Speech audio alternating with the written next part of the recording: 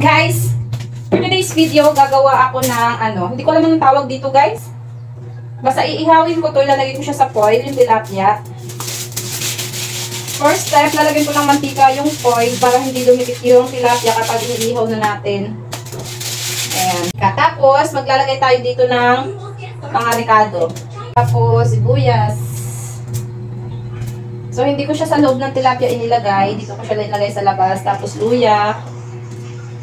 Para maiba naman, char. Hindi ko alam kung nasa libro to, pero invento ko lang to, guys. Yan. Spread natin yan. Tapos, lagyan natin ng sili. Yung isang tilapia, lalagyan ko ng sili para may konting anghang. Pero yung isa ay hindi dahil may kakain ng mga bata.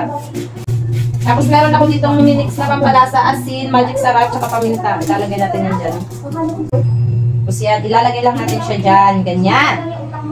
Tapos, dito sa taas, ganoon din ulit, lalagyan natin ng kamatis.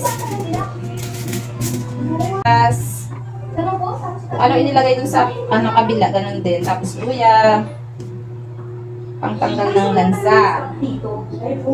Tapos itong siling, dahon ng sili. Tapos siling green. Muna siya ng pampalasa. Okay na yan, habang pa yan. Tapos lalagyan ko siya ng mantika para hindi dumikit sa foil. First time ko itong gagawin. Invento ko lang to. Tapos, pag okay na yan, titiklop na natin itong foil. Ganyan. Tatakpan na natin ito.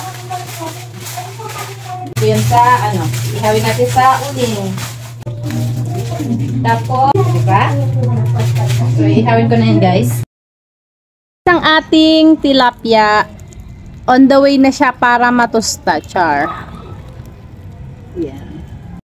Ating tilapia na ginawa kanina. So, titingnan natin ang itsura niya kung luto ba.